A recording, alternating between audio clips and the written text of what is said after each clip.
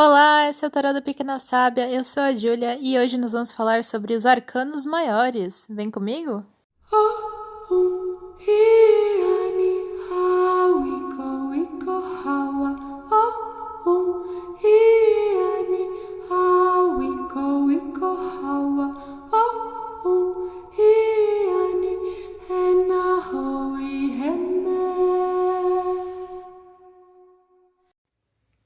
Olá, bem-vindo ao Tarô da Pequena Sábia, eu sou a Júlia e hoje a gente vai dar continuidade à nossa série para ensinar sobre o tarô, para falar sobre o tarô, para quem quer começar, para quem quer se aprofundar ou simplesmente para quem tem curiosidade. Nós vamos falar sobre o tarô, então. Antes da gente começar, se você não me segue nas redes sociais, me segue no Instagram e no TikTok com o nome Tarô da Pequena Sábia. E se você quer mandar uma mensagem, um e-mail, uma dúvida, uma reclamação, uma pergunta, manda um e-mail para pequenasabiatarô, com temudo no final, @gmail.com. Muito bem. Então, hoje, para a gente começar, a gente vai falar sobre os arcanos maiores. O baralho, ele é dividido, o baralho de tarô, ele é dividido entre arcanos maiores e arcanos menores. A gente tem 22 arcanos maiores. E o que são os arcanos maiores?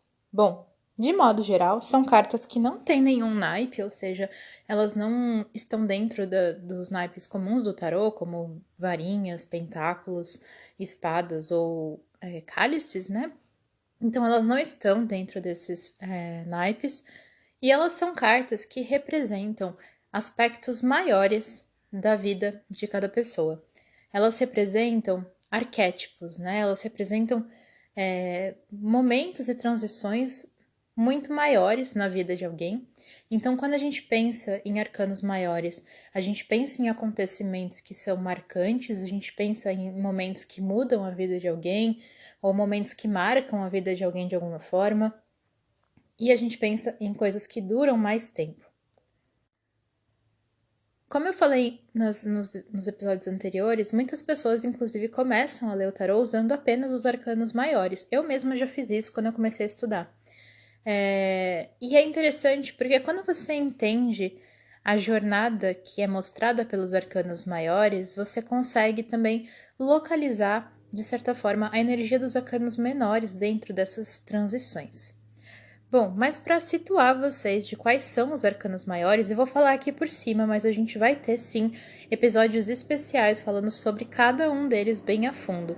Mas só para vocês saberem, desculpa que tem um avião passando, mas só para vocês saberem, as cartas são: a gente tem o louco ou o tolo, que pode ser vista como a primeira ou como a última carta do baralho, dependendo do baralho que você está usando.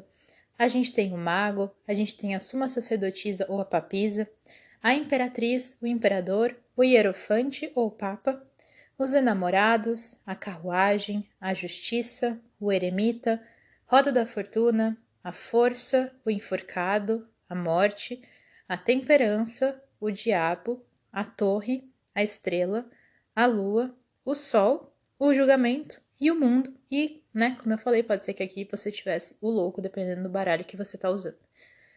Bom, e os arcanos maiores, então, eles são tão fortes que só de a gente ouvir o nome das cartas, mesmo que a gente não tenha conhecimento do tarô em si, a gente já tem uma ideia. Quando a gente ouve, por exemplo, a morte, o louco, o mundo, quando a gente ouve isso, a gente, de certa forma, já cria, né, uma ideia, a gente já sente alguma coisa, porque são temas realmente muito relevantes e muito comuns na vida de todo mundo. São temas que todo mundo, de certa forma, conhece e que todo mundo, de certa forma, vai viver ou vive também. Inclusive, quando a gente pensa na jornada dos arcanos maiores, a gente pensa como se o tolo, né, o louco, justamente por ter esse papel de primeira ou última carta, ela representa, na verdade, muito bem a cada um de nós passando por essa jornada ensinada pelos arcanos maiores. Então, por isso que o baralho faz sentido começar com o louco e terminar com ele também, porque após todos os aprendizados, as lições, todos os karmas, todas as questões que o louco passa através dos arcanos maiores, ele sai pronto para uma nova jornada, para repassar por isso e aprender novas coisas. Porque a verdade é que a gente passa pela energia dos arcanos maiores muitas vezes na nossa vida, talvez alguns mais, outros menos, mas falam sobre realmente os grandes aspectos da vida. E a gente pode, inclusive, se basear nos arcanos maiores para pensar nas grandes lições que a gente precisa aprender ou que a gente aprende, tanto na nossa vida como um todo, na nossa vida espiritual, na nossa vida profissional, pessoal, amorosa. Então, de certa forma, é como se os arcanos maiores representassem todo o universo de experiências e sensações que uma pessoa passa ao longo da vida. Então, quando você está fazendo uma tiragem, por exemplo, ou alguém está fazendo uma tiragem para você, se você vê um ou mais arcanos maiores, eles estão provavelmente te convidando a pensar naquele tema, a pensar nas lições que você tem aprendido, e eles representam realmente esses momentos de transformação. Sempre que eu estou fazendo uma leitura e saem muitos arcanos maiores para uma mesma pessoa, num mesmo momento, eu digo que é um momento que provavelmente essa pessoa no futuro vai olhar para trás e vai falar: caramba, era esse momento que mudou a minha vida, foi esse momento em que certa questão mudou, né? E se torna aquele momento que a gente lembra, aquele momento marcante, que realmente alguma coisa acontece. E aí você pode pensar: mas faz sentido então eu fazer uma leitura usando só os arcanos maiores? Se você está começando, sim, porque você vai começar a se habituar com a energia deles, né? A entender a energia deles, porque são cartas muito complexas. Os arcanos maiores são muito difíceis de se traduzir em poucas palavras. Geralmente, para uma mesma carta, você vai ter muitos significados diferentes, você vai ter muitas percepções diferentes dependendo do momento e da forma que aquela carta aparece. E ela geralmente pode ser vista como boa ou ruim, como difícil ou fácil, dependendo muito do momento, da tiragem e da pessoa. Então, é legal sim usar os arcanos maiores para começar, para que você entenda primeiro qual que é o tema central, os temas centrais, na verdade, né? Os temas centrais do tarô. O que o tarô fala, né? O que ele mostra, quais são os assuntos que podem surgir, como que o tarô se comunica, como que ele passa as mensagens. Quando a gente começa a ler o tarô, ou mesmo, né, durante a experiência de ler, de trabalhar com tarô, você aprende muito a reconhecer como tudo é muito mais complexo do que simplesmente a nossa visão, muitas vezes dualista, né? De que uma coisa é boa e outra coisa é ruim, uma coisa é de luz e a outra não, uma coisa é positiva e a outra é negativa. A gente começa a entender que todas as situações, elas podem ter ambos os lados. E muitas vezes a gente vai mudar nossa percepção sobre aquilo com o tempo, com as experiências, com as coisas que a gente vive. Muitas vezes você vai começar a ler o tarô e uma carta que para uma leitura, por exemplo, foi muito negativa ou prenunciou uma coisa muito difícil, em outra leitura ela pode estar mostrando um momento de libertação, de tranquilidade, de felicidade. Então, quando você trabalha o tarô, principalmente os arcanos maiores, você começa a entender como que a nossa vida realmente é tão complexa que ela pode ser tantas coisas ao mesmo tempo, né? Como os momentos em que a gente vive, eles podem ser extremamente positivos e extremamente negativos ao mesmo tempo. A gente pode encarar uma mesma situação de formas completamente diferentes, dependendo do momento. E como algo que às vezes pra gente num determinado momento é assustador e depois a gente vê como uma coisa boa, ou vice-versa. Então a gente começa a entender, e principalmente através dessas lições dos arcanos maiores, que a vida é muito difícil realmente de se traduzir em poucas palavras, né? E ao mesmo tempo muito fácil. Você consegue sim saber o significado das cartas, assim como você consegue dizer o significado simples de cada momento, mas quando você começa a mergulhar nessas cartas, nos significados, nos dizeres por trás, nas sensações, nas experiências, nos conselhos, nas vivências, você vê que realmente todas as barreiras e as caixinhas que a gente cria, elas na verdade não existem. E as coisas são muito mais entrelaçadas do que organizadas umas em cima das outras. E esse é um exercício que é muito positivo quando a gente consegue entender isso, mas esse processo também é bastante difícil às vezes, quando a gente entende que realmente não é tão fácil a gente perceber se aqueles momentos que a gente vive ou está vivendo ou viveu eram apenas positivos ou apenas negativos, e a gente entende que muitas vezes eles podem inclusive ser um pouco das duas coisas, eles podem ter sentimentos muito conflitantes. E eu acredito muito que os arcanos maiores ajudam a gente a entender essa jornada, a entender os desafios e as lições que nós somos, que passam por nós, né? Que nós precisamos vencer, encarar ou enfrentar. Então, se você está começando no tarô, se você já usa os arcanos maiores, ou mesmo se você já usa o baralho inteiro, eu recomendo muito fazer um exercício de conhecer cada arcano maior. Como eu falei, vão ter episódios especiais falando sobre cada uma das cartas. A gente vai conseguir falar bem a fundo sobre o significado, sobre os desenhos, os simbolismos, as percepções. Mas se você quer ir trabalhando isso, ou se você já trabalha, pega os seus arcanos maiores e busca olhar para eles, busca ver o que eles estão representando, busca entender antes de você ver o significado, caso você esteja começando agora. Quando você pensa nesses arquétipos, quando você pensa nesses temas tão universais, o que te vem à mente? Quando você pensa na morte, o que te vem à mente? Será que você fica com medo? Ou será que você acha interessante? Ou será que você vê como uma transição? Quando você pensa no louco, como você se sente?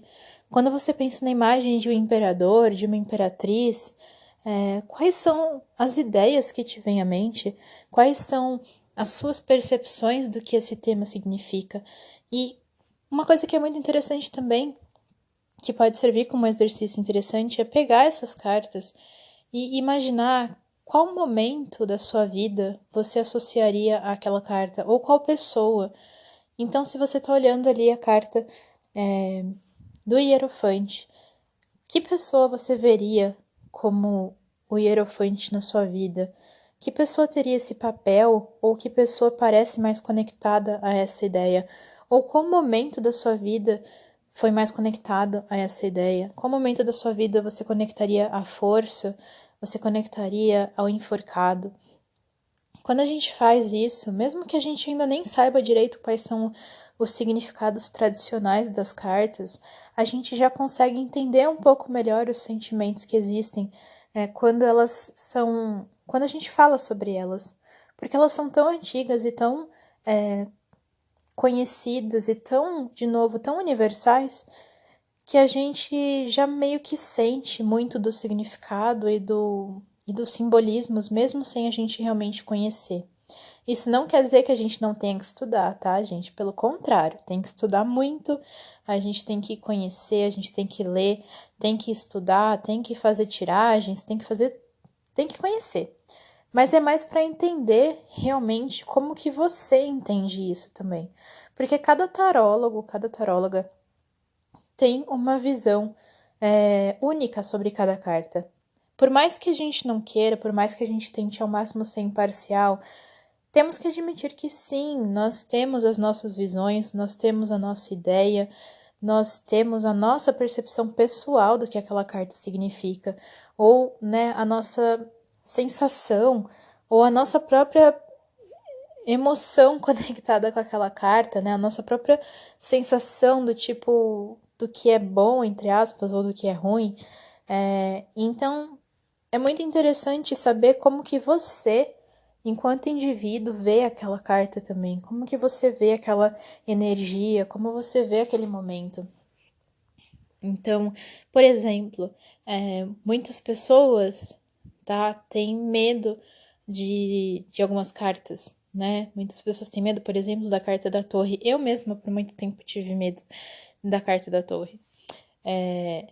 E eu sei que quando eu tinha medo, as minhas leituras elas eram um pouco mais complicadas, porque eu via a carta da torre e eu pensava, nossa, isso é muito ruim. E eu não conseguia pensar em outras possibilidades. Mas com o tempo, com muito estudo, com muito aprendizado, com muitas experiências, hoje em dia eu acho uma carta muito interessante, muito positiva em muitas coisas, e eu acho que ela é uma das mais importantes no sentido de é uma das lições mais difíceis e importantes a gente aprender. Se você não sabe do que eu tô falando, não se preocupa. Se você não sabe o que a torre significa, não se desespera. A gente vai ter episódio falando sobre o que ela significa. Mas se você sabe, você entendeu, tá tudo bem. Mas enfim, a torre poderia ser qualquer outra carta. Mas é só para dizer que muitas vezes a gente também precisa se habituar para que a nossa percepção ela seja usada como uma experiência e não como a nossa emoção quanto à carta. A gente precisa conhecer até para a gente saber se distanciar dos nossos medos e dos nossos julgamentos e usar a nossa visão como um conhecimento, como experiência mesmo. Então, por isso é interessante também fazer essa conexão com momentos da sua vida, com pessoas da sua vida, com aspectos seus também. Isso traz uma percepção maior, até porque, como eu falei antes, os arcanos maiores, eles representam não só a jornada que a gente tem ao longo da vida inteira, mas até jornadas menores, né? Porque tudo cumpre, de certa forma, essa jornada. Às vezes, um processo que você está passando na sua vida pode passar por vários estágios dos arcanos maiores, assim como a sua vida inteira também, assim como a vida de um grupo de pessoas também, assim como uma ideia que você teve também. Então, esse processo, essa jornada dos arcanos maiores, ela acontece tanto de forma menor e mais curta, como também de formas mais longas, pensando na vida inteira de alguém, até na vida de uma sociedade ou de uma cultura. Então, é como se fossem movimentos que podem acontecer tanto de forma mais isolada quanto de forma bem mais longa, e é muito interessante a gente perceber essas movimentações. Por exemplo, se eu pensar na carta da Lua e eu pensar no aspecto da carta da Lua que fala sobre perceber ilusões, isso pode estar tanto conectado a um momento particular que eu estou vivendo na minha vida, quanto num momento em que um povo inteiro de um país, por exemplo, pode estar vivendo, de perceber ilusões que tem alimentado. Como também eu posso estar passando por isso durante um dia ou 30 anos da minha vida. Tudo depende da forma como a gente está vendo essa jornada, né? Então, quanto mais a gente compreende a pluralidade de significados dos arcanos maiores, mais a gente consegue ver que eles podem estar presentes dos menores momentos, dos momentos mais simples, aos momentos mais longínquos também da humanidade. E, basicamente, a melhor forma de realmente conhecer os arcanos maiores é olhar para eles, é conversar com eles, é ir tirando eles para o seu dia, para o seu momento, é estudar bastante sobre eles, assim como estudar sobre o tarô de forma geral. O estudo, ele é a melhor base que a gente pode ter. Por mais que a gente vá ter a nossa visão individual, o estudo ele ajuda a gente a combinar a nossa experiência pessoal com aquilo que já é conhecido, com aquilo que já é sabido, né? Então, basicamente, os arcanos maiores são isso. É óbvio que quando a gente for falar de cada um deles, vai ficar muito mais interessante, vai ficar muito mais claro também para vocês quais são os significados, o que eu quero dizer com essa jornada, o que eu quero dizer com cada carta que eu falei aqui. Mas é muito interessante, sim, analisar essa capacidade do tarô de traduzir coisas que são sempre atuais, né? Os arcanos maiores e os arcanos menores também, o tarô como um todo, tem uma capacidade de se manter muito atual, justamente por falar de coisas muito enraizadas na humanidade, né? Quando eu penso numa coisa para equiparar, apesar de não ser similar de fato, mas quando eu penso, por exemplo, nas peças de Shakespeare, que eu adoro, as peças, assim como o tarô, mantêm essa qualidade atemporal, porque falam de assuntos que estão no cerne da humanidade.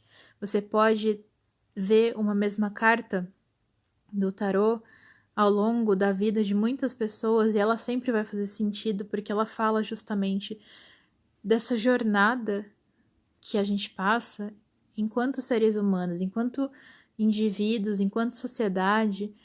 São coisas que, apesar do cenário mudar, apesar da nossa forma de encarar esses assuntos mudarem, o fato de que a gente passa por isso, que a gente passa pelas lições, que a gente passa pela espiritualidade, pela morte, pelo renascimento, pelas mudanças, pelas transformações, pela paixão, pelo amor, pela vontade, pelo medo, essas coisas não mudam.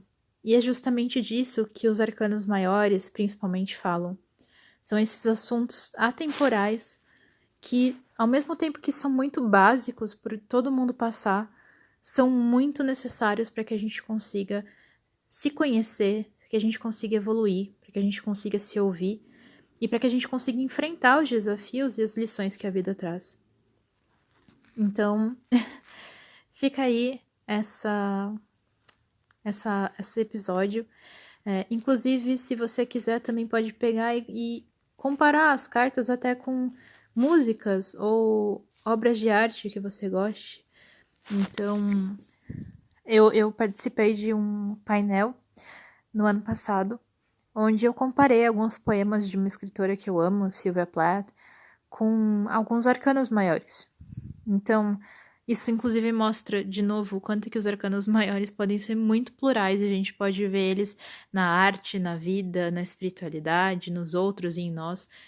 Então, também é uma atividade legal estudar um arcano maior e conectar ele com uma música, um filme, um livro, alguma coisa que você goste, para que você consiga se conectar bastante com as emoções que aquele arcano te traz, com as sensações, com o que aquilo te desperta em você. Bom, então é isso por hoje. Eu espero que ajude bastante. Se tiver dúvidas, se tiver perguntas, quer saber alguma coisa sobre os arcanos maiores, me manda um e-mail pro Pequena Sábia Tarô com temudo no final, @gmail.com, ou então deixa um comentário nas minhas redes, no Instagram, no TikTok, Tarô da Pequena Sábia, que eu respondo no próximo episódio, tá bom? E é isso. Se cuidem, fiquem seguros e até o próximo. Tchau!